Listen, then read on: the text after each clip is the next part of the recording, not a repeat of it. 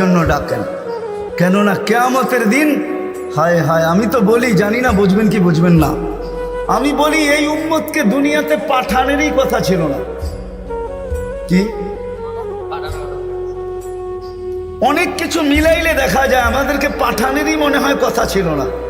নাহলে এত ছোট জীবন দিবেন কেন? 60-70 বৎসর, কত কাউকে তো হাজারও দিলেন, ঠিক না? আমাদেরকে 60-70 বৎসর দিয়ে কেন পাঠাইলেন? আবার 60-70 বৎসর দেওয়ার পরেও 2 পর্বে আমাদের জীবনটাকে আল্লাহ কমায় দিছেন, লেস করে দিছেন, বাদ দিয়া দিছেন। প্রথম 15 বৎসর হিসাবে আসবে না, যতক্ষণ পর্যন্ত বালেগ না হয়, কলম তার বিরুদ্ধে যায় না, পক্ষে চলতে পারে, বিরুদ্ধে চলবে না, রুফিয়াল কালাম। এইখানে 15 বৎসর বাদ। তারপরে যেটা থাইকা যায় 60 আর 70-এর ভিতর থেকে, যতক্ষণ আমরা ঘুমাই 4-6 ঘন্টা আর 8 ঘন্টা, এটাও কলম উঠানো থাকে, আমাদের বিরুদ্ধে যায় না, এটাও মাপ, এটাও। তাইলে আর থাকলো কি? কোরআন আমাকে বুঝায় এত অল্প সময়ের জন্য কেন পাঠাইলেন। তাহলে কোরআনের ভিতরে ডুব দিলে মনে হয় বুঝে আসে। আল্লাহ মনে করেন যে কেন পাঠাইলাম, কিয়ামতের দিন তোমাদেরকে আমার পক্ষে সাক্ষী হিসাবে আমার পাশে দাঁড় করাবো। শুহাদা আলান নাস, কিয়ামতের দিন এই উম্মত আল্লাহর পাশে সাক্ষী হিসাবে দাঁড় করাবে আল্লাহ। সমস্ত উম্মতের উপরে আমাদেরকে সাক্ষী হিসাবে দাঁড় করাবে আল্লাহর পাশে। ইনশাআল্লাহ এই উম্মত কিয়ামতের মাঠে দাঁড়াবে না, সেই উম্মত স্টেজে দাঁড়াবে। স্টেজে আল্লাহর পাশে স্টেজ লাগানো হবে, ওই স্টেজে এই উম্মত দাঁড়াবে। কেননা আসামি আর সাক্ষী এক জায়গায় দাঁড়ায় নাকি? দুইজনের মান একটা, দুইজনের মান ভিন্ন, ঠিক না? আমরা পাশে, না কোরআন বলতেছে শুহাদা আলান নাস ওয়া ইয়াকুনুর রাসূলু শাহীদান আলাইকুম ওয়া তাকুনু শুহাদা আলান নাস। আমরা সাক্ষী। আল্লাহ বলে কম সময় দিয়া কেন পাঠাইলাম জানো? কিয়ামতের দিন কেউ প্রশ্ন করতে পারে যে এরা যে সাক্ষী হিসাবে দাঁড়াইলো, এরা তো দুনিয়াই দেখে নেয়, তাইলে আবার সাক্ষী হবে তো হবে কি কইরা? ওই দিন যেন আমি বলতে পারি এদের পা উঠায়া দেখো, এরা এখনো দুনিয়ার মাটি লাগানো আছে, যদিও কম সময়ের জন্য।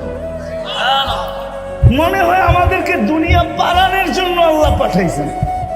অনেক সময় বলে না, আরে আপনার টাইম নাই, তাতে কি আসে যায়, আমার বাড়িটা পাড়ায় চলে যায়। আল্লাহ মনে হয় এই জন্য পাঠাইছেন যেন আমরা দুনিয়াটা পাড়ায় চলে যাই। অল্প সময় দিয়ে আল্লাহ পাঠাইছেন, বেশি সময় আমাদেরকে দেন নাই, শুধু নবীজির কারণে। এই জন্যই তো আমি বলি, জানি না ওলামা একমত হবে কি হবে না, এই উম্মত দুনিয়ায় আসারই ছিল না। এই উম্মতকে আল্লাহ বাছাই কইরা, প্রথম তো এই উম্মতকে 3 বার আল্লাহ কুদরতি হাত লাগাইছেন এই উম্মতের উপরে। জন্ম লগ্নে একবার খালাকতু বিয়াদিহি, দ্বিতীয়বার কুদরতি হাত লাগাইছেন হু আজতাবাকুম, বাছাই লগ্নে দ্বিতীয়বার আমাদেরকে আল্লাহ বাছাই করছেন। বাছাই সমগ্র মানব জাতির ভিতর থেকে আমাকে উঠাইতে উঠাইতে কত কুঠি উঠানের পরে মনে হয় আমি আল্লাহর কুদরতি হাতে আসছি, আর আল্লাহ বলছে যা তোকে উম্মতে মুহাম্মদী বানাই। বাছাই পড়বে তৃতীয় আল্লাহর কুদরতি হাত লাগছে আমাদের উপরে।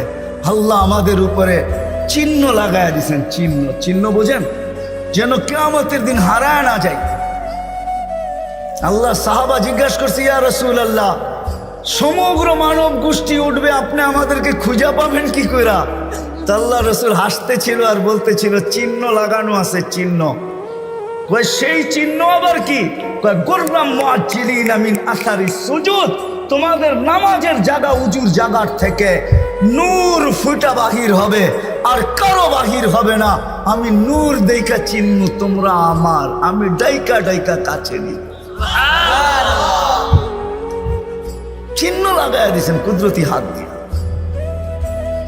স্টিকার লাগায় দিয়েছেন কুদরতি হাত দিয়ে। স্টিকার চিনেন? কোম্পানির লেবেল আছে, এই যে লেবেল লাগায় দিছে কোম্পানি। আল্লাহ আমাদের উপরে লেবেল লাগায় দিয়েছেন কুদরতি হাত দিয়া। কুনতুম খায়রা উম্মা, এটা লেবেল, এটা স্টিকার, লেবেল লাগায় দিয়েছেন তোমরা খায়রে উম্মা। আফসোস, কোত্থেকে যেমনি আমি হারায় কত দূর চলে গেছি। প্রথম স্বাধীনতা দিছেন আল্লাহ শিক্ষাগত, দ্বিতীয় স্বাধীনতা দিছেন আল্লাহ পেশাগত, তৃতীয় স্বাধীনতা আল্লাহ দিছেন মত আদর্শগত। স্বাধীনতা যদি না দিতেন সব আল্লাহর, আর আপনি টকশোতে বসে বলবেন আল্লাহর বিরুদ্ধে, আর আপনি চিৎকার দিয়ে বলবেন গড ইজ নাথিং। না, অস্তিত্ব কে দিছে? বাক স্বাধীনতা, যেটা মত আদর্শের স্বাধীনতা দিছে আল্লাহ, এই জন্য কিচ্ছু বলে না, শুধু অপেক্ষা করেন অপেক্ষা। কোরআনও বলে ফান্তাযিরু ইন্নী মাআকুম মিনাল মুনতাযিরিন, আমি অপেক্ষা করতেছি, তোমরা অপেক্ষায় থাকো। আল্লাহ কিসের অপেক্ষা? ইদা জা আজালু, সীমারেখা আসতে দেরি, আখাযনাহু বাগতাতান, তোমাকে আমি ছো মাইরা উঠাইতে দেরি করব না। লা তুসআলুনা আনিন নাঈম, তারপরে তোমাকে একটা একটা জিজ্ঞাসা করব, তারপরে দেখি তুমি যাও কোথায়, কোথায় যাবে তুমি। সত্য এটাই, মত আদর্শের স্বাধীনতা, যেটাকে বলে কি বলে মত আদর্শের স্বাধীনতা আল্লাহ দিয়েছেন, আদর্শগত স্বাধীনতা, নাইলে নাস্তিক হওয়ার কোনো প্রশ্ন ছিল না। অস্তিত্ব দিবে আল্লাহ, আপনি বলবেন আল্লাহর বিরুদ্ধে, এটা পসিবল ছিল না, ইম্পসিবল। আল্লাহ দেখায় দিয়েছেন 2020-এ, দেখায় নাই? কি দেখাইছে? হ্যাঁ, সারা দুনিয়া, যেই দুনিয়া নিজেকে এত শিক্ষিত মনে করে, এত আপডেট মনে করে, এত এডুকেটেড মনে করে, এত উন্নত মনে করে, এত আধুনিক মনে করে, ওই পুরা দুনিয়াকে আল্লাহ লকডাউন লাগাই দিছে। আপনি বলেন আপনাকে মাস্ক পরায় নাই, আল্লাহ দুনিয়ারে মাস্ক পরায় দিছে, দুনিয়াকে। আপনাকে আমাকে পড়ায় নাই, দুনিয়াকে মাস্ক পরায় দিছে। আল্লাহ বলে আমি আল্লাহ, ইচ্ছা করলে যা খুশি তা করতে পারি। কি এখনো বহুত মানুষ মাস্ক পড়া করে, ঠিক না? হ্যাঁ, পড়ে না? কি কি ভয়ে পড়ে? করুণা এখনো আছে, ঠিক না? আপনারা বলবেন আমরা তো কুমিল্লার মানুষ, 2020-ও পড়ি না, ঠিক না? না পড়তে পারেন, কেননা টেলিভিশনে এত বড় বড় দেখছেন, আর ভাবছেন নাকের ছিদ্র তো এত বড় না, এটা যাবে তো যাবে কোন দিক দিয়া, ঠিক না? এখন যদি প্রশ্ন উঠায় মুখ দিয়া যাবে, কয় সারাদিনই তো পান খাই, বিড়ি খাই, সিগারেট খাই, এটা সেটা খাইতে থাকি, মুখ দিয়া যাবে তো যাবে কোন দিক দিয়া, ঠিক না? হ্যাঁ, এই জন্য নাও পড়তে পারেন। আল্লাহ মত আদর্শের স্বাধীনতা দিয়েছেন। চতুর্থ স্বাধীনতা দিয়েছেন সোসাইটিগত, সমর্থ থাকলে দুনিয়ার যেই কোথাও বাস করতে পারে। আমি চিনি কুমিল্লার অনেক মানুষ যারা আমেরিকাতে বাস করে, আমি চিনি অনেককে কুমিল্লার যারা অস্ট্রেলিয়া বাস করে, যারা ক্যানাডায় বাস করে, আমি চিনি ইউরোপে বাস করে, চিনি আমি অনেককে চিনি, আমাকেও চিনি। সমর্থ আছে, দুনিয়ার যে কোথাও বাস করতে পারে। আর পঞ্চম স্বাধীনতা, এই ছোট জীবনটা, যেমন স্কুলে খেলার সময় একটা পর্ব হয়, যেমন খুশি তেমন সাজো। আল্লাহ বলে এই ছোট জীবনটায় তুমি যেমন খুশি তেমন সাজতে পারো, তোমাকে কিচ্ছু বলবো না। স্বাধীনতা দিনা, নাইলে কোনোদিন সম্ভব ছিল না। তো কথা ওইখান থেকেই বাহির হয়ে গেছে। যতক্ষণ পর্যন্ত আল্লাহ আল্লাহ রসুলের কাছে আকর্ষণের পাত্র না হব, আর আকর্ষণের পাত্র হব আমলের দ্বারা। কিসের দ্বারা? আর আমল জীবনে আসবে দ্বীনি কথা যত বেশি একাগ্র চিত্তে শুনবো, মনোযোগ সহকারে শুনবো, আর দিলে কাঁদবে, তখনই আমল আসবে। আর আমলের দ্বারা আমি আকর্ষণের পাত্র হব। তখন বংশ কি আল্লাহ দেখবেন না। কুমিল্লার মানুষ, কথা শেষ দিকে চলে আসছি আমি, 6 বার আমি বেলালের বাড়ি দেখছি, 6 বার রাদিয়াল্লাহু তাআলা আনহু। আমি 6 বার ইথিওপিয়া গেছি, 6 বার। এই চোখ থেকে পানি 6 বার ঝরছে, শুধু বাড়ি দেখা, ব্যক্তি তো দেখি নাই, কোত্থেকে দেখবো? সে তো অনেক আগে চলে গেছে, তার দেশের মানুষগুলা দেখছি। কিন্তু একটা অনুমান হয়েছে, একটা এটাকে কি বলে, এতটুকু বুঝতে পারছি যে 1400 বছর আগের বেলাল কেমন ছিল।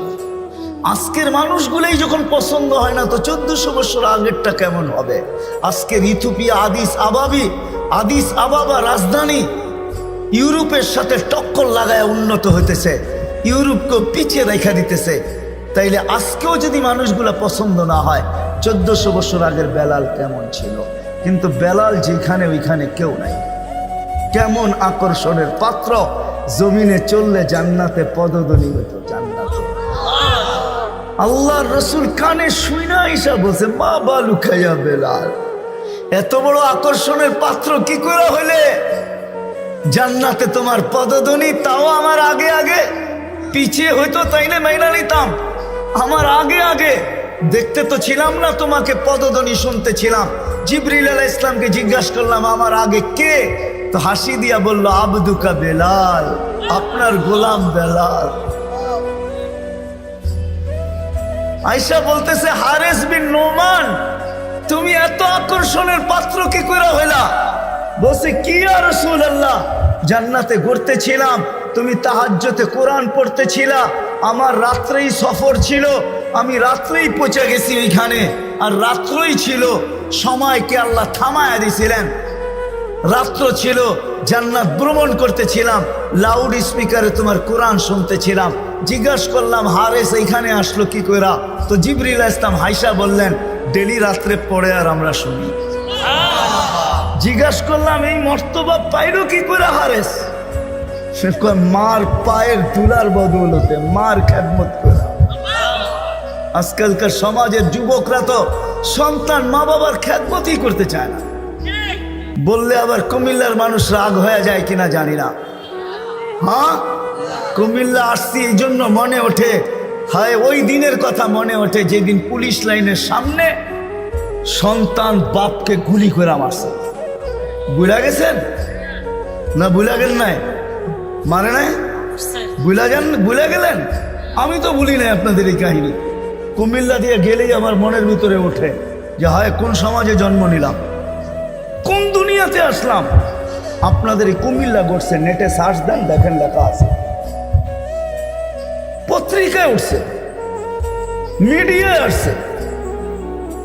বাকিগুলা বাদই দিলাম, ঐশীর কথা বাদই দিলাম, ঠিক না? ঐশীর কথা বাদই দিলাম। সন্তান, কোথায় আসলাম আমরা? সন্তান মা বাবাকে গুলি করে, হত্যা করে, হায় হায় হায়, অথচ মার খেদমত করে হারেস বিন নোমান। আরেকটা মনে উঠলো, এই জন্য বলতেছি, মুসা আলাইহিস সালাম আল্লাহকে জিজ্ঞাসা করছে, আল্লাহ আমার জান্নাতের বন্ধু কে? কয় কসাই। আপনি আমার সাথে এমনই করেন, যেটা জিজ্ঞাসা করি সাথে সাথে জবাব দিয়া দেন, আমি আর কসাই মিল হইল কোথায়? আল্লাহ বলে, সিদ্ধান্ত এটাই, ওয়াকাউলুনাল ফাসাল, আমাদের সিদ্ধান্তই সিদ্ধান্ত। আচ্ছা ঠিকানা দেন, যায় দেখি কি আমল করে। তো যায় দেখে, হ্যাঁ কসাই।